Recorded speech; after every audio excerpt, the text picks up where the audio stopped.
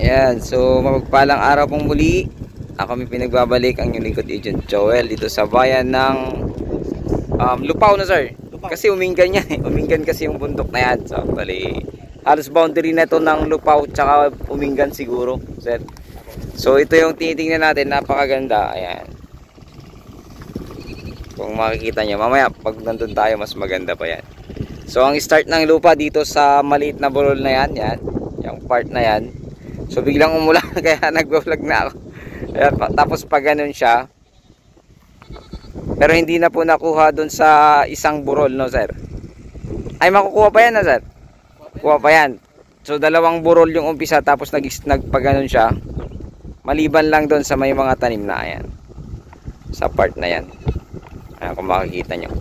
So 26,248. So nakadikit siya sa daan, nasa 352.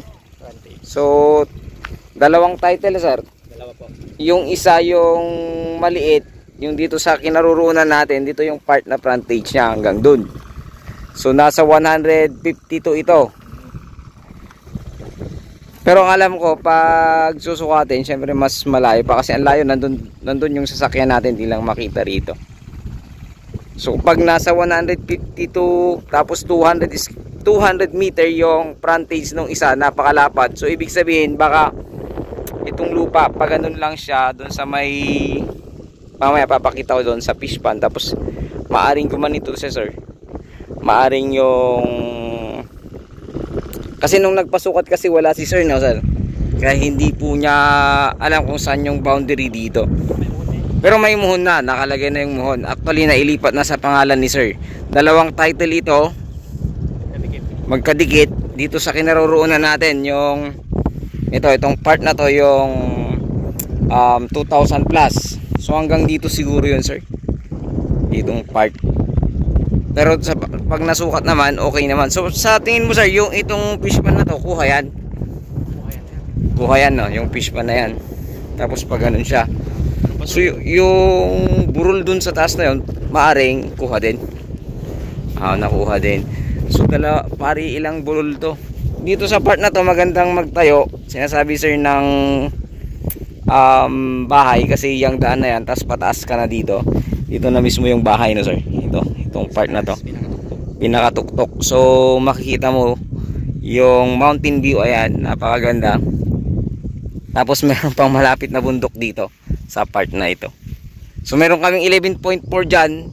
Sabi ni sir, itong kwan na yan, yung daan na yan, kadugtong nun.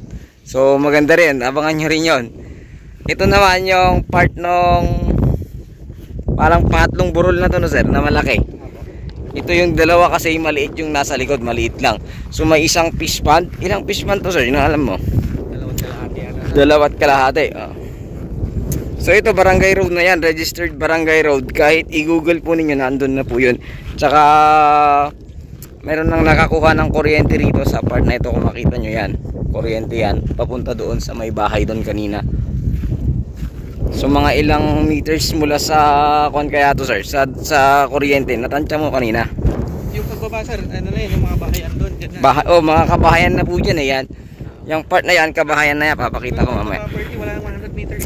Wala nang 100 meters sir. Yung bahay, may bahay na doon eh. Doon sa palagi ko natin.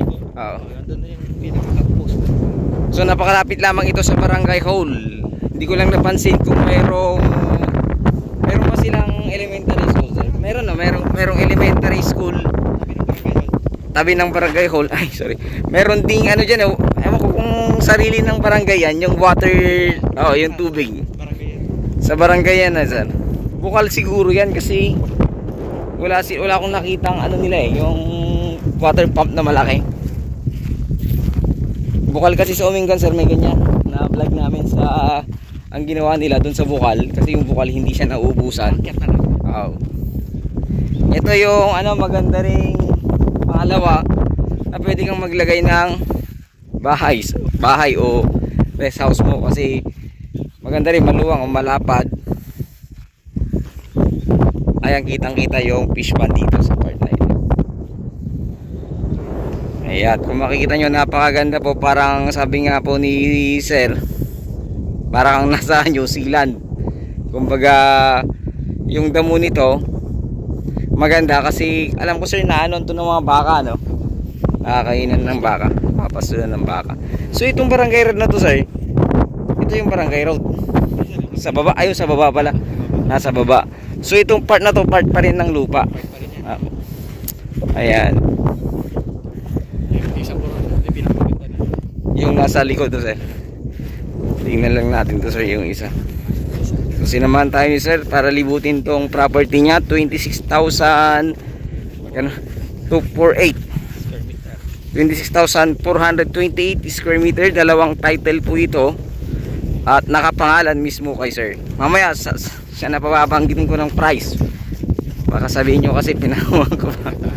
Ito phase 1 niya yung nasa ano na talaga, nasa gitna na ng property.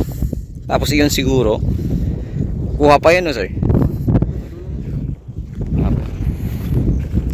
Ito binili ni sir, ewan ko anong taon, 2022. Change plan ba sir?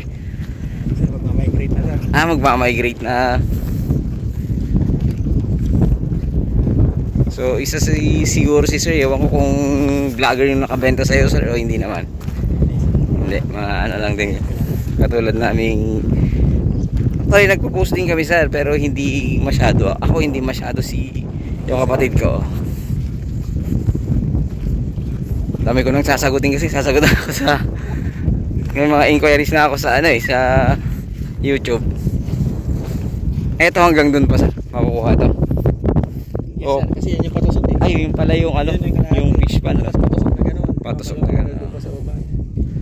So ang ganda nito, mas maganda dito. Mas maganda dito, sir. Hindi ko lang sure sir kung atin pa tong fish pan na to. Sa babae. May fish pan pa. Pero not sure na. Pero nung ano yun, sa yung may-ari, sinabi niya ito kasali. Yung binili mo. Ito. Hindi natin sure. Kung kasama yan, hindi. Kasi pag ganun na kung titingnan natin yung shape nung property, maaring hindi na, no sir? Kasi 2.6 hectares lang kasi dumiretso siya sa may fish pan, tapos may kalahating fish pan. Pag ganun naman, no sir? Pag ganun. Pag ganun, tapos pag ganun. Maaari, hanggang dito lang siguro. Hanggang dito. Depende kung makukuha yan. So, fish pan na po yan. Kasi nagtataka kayo, hindi po kasi wala kasi sir nung nagsukat sila at the same time nung naglagay ng muhon. Wala si sir. So yan, napakaganda pag dito kasi titingnan nyo po yan. Doon po yung part ng sasakyan namin. Tapos pag dito ka naman sa part na ito, mas may makikita kang mga palayan. Kumbaga palayan kasi sa kapila wala masyadong makita ron, kundi mas malayo siya ng konti. Ayan. Kung makikita nyo rito sa personal, mas maganda po kaysa sa video. So yung presyo naman nito, na asking price lang naman yan, negotiable siya, 250 pesos per square meter. Si sir mismo yung makakausap ninyo at sagot niya yung capital gain tax sir, saka agent fee. So wala tayong maging problema doon. So maganda rin dito kasi yung tingnan nyo itong parang pwede mo siyang gawing daan papunta rito kung maglalagay ka ng rest house. Ayan. So maganda rin ito sa small ang patawag doon, yung nag-aalaga ka ng mga hayop, integrated farm. Pwede rin ito kasi maganda rin siya sa mga kambing. Maganda, kung titingnan nyo, maganda siyang maglagyan ng kambing kasi yung damo niya at least mapino siya. At the same time, ito talaga yung maganito talaga sir, yung yung para sa baka at saka pasture land talaga siya. So ito rice land niya, no sir? Kunti lang naman, kunti lang yung rice land nito. Kasama pa rin. Kasali po, opo. Tapos pa ganun po siya. So yun, pwede pa rin to, no? Parang may nagtayo na nga dati to, no? Nag-uling lang sir. Ay ano yan sir, yung dating nangyari, nagtayo siya ng bahay dyan. Bahay. Sabi ko na dating dyan yung bahay niya. Maganda rin yung napili niya ang lugar, no? Parang kurot din yun. Oo. Kasi nandyan yung fish pan niya pagkagising mo sa umaga, unat-unat lang. So ayun, ulitin ko, bayan po ito ng Lupaw, Nueva Ecija.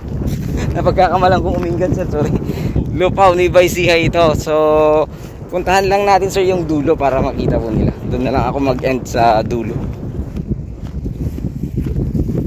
So pasensya na kayo, ganito ako mag-vlog. Talagang pinapasyalan ko para makita ninyo. Hindi na ako nagka-cut. Kumbaga yung iba kasi sir kina-cut pagdating sa dulo, cut ulit. Buong buo pinapakita ni sir. Buong buo sir, basta okay yung daan, basta hindi siya masukal. Pwede lakarin. Basta pwedeng lakarin, pupuntahan ko talaga. Yung iba masukal, hindi na kaya. Hindi na sir, drone na lang yun. May mga part, pero kung mga puno lang sir, pinapasok pa rin namin. Minsan ang nakikita namin, mga ahas na dyan. Pero ingat-ingat lang talaga din sir sa pagbablog, kasi may mga time talaga may mga ahas. Bigla na lang lalabas. Dito wala, kasi malinis. Oo, malinis. Ito yung parang ano na to pangalawa ano sir? Pangalawang fish pan. So yun si Jelor, layo na niya. So nakakailang palang mag-vlog din pag mayroon kang kasama yung may-ari, parang nakakabulol din pala. So ito yung dating bahay nung bahay kubo ng pinagbilhan ni sir. So hindi naman daw change plan, kundi magmamigrate lang sila sa ibang bansa, ano sir?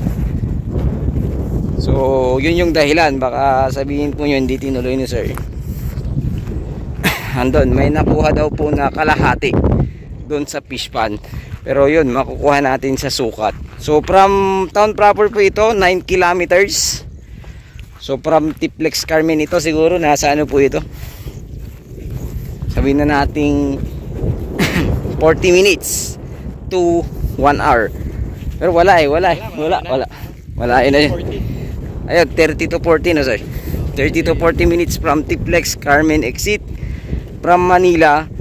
2.5 or 2 to 3 hours. Yan, 2 to 3 hours from Manila. Depende kung saan ka kasi dadaan. Kasi kung dadaan ka ng ano ba tawag dyan, yung sa San Jose, Lupao or Muñoz, pwede rin dumaan dyan papunta rito. Silex. Opo, sa Silex. So ayun, yun yung umpisa, yung part na yan. Ito talaga yung bungad. Ito yung pinaka barangay road naman. So dikit na dikit. Kung makikita nyo dito sa plano, ay nabasa na.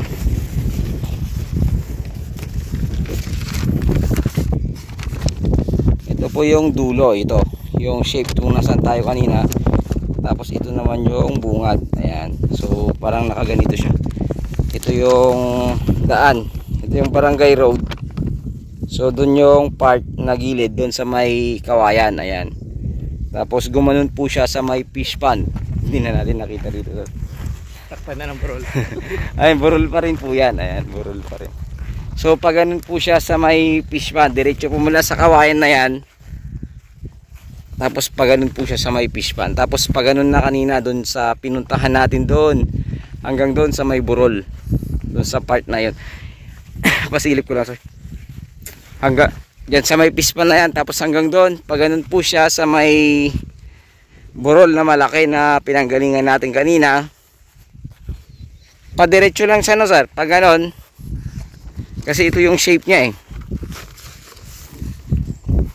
mula sa fish pond pumaganon pala siya, parang lumuwang siya. So kuha talaga yung burol na malaki, at the same time gumanon ulit siya doon sa pinanggalingan naman natin. Tapos nagtusok siya sa pinakadulo. So ayun, ulitin ko, bayan ito ng Lupao, Nueva Ecija. So from town proper 9 kilometers. At the same time malapit po siya sa kabahayan. So malapit sa residential area, malapit sa barangay hall, sa elementary school. Mga ano lang siguro yan, mga 200 meters. 200 meters from barangay hall, tsaka malapit na rin ng elementary school. So yun, ang presyo nito 250 per square meter, negotiable sa ating seller. Sagot niya ang capital gain tax tsaka agent fee. So wala pong magiging problema. Ayun, pangalan din po niya, wala pong extra judicial settlement. Ayun muli, ito pong Unicode Agent Joel. God bless you all.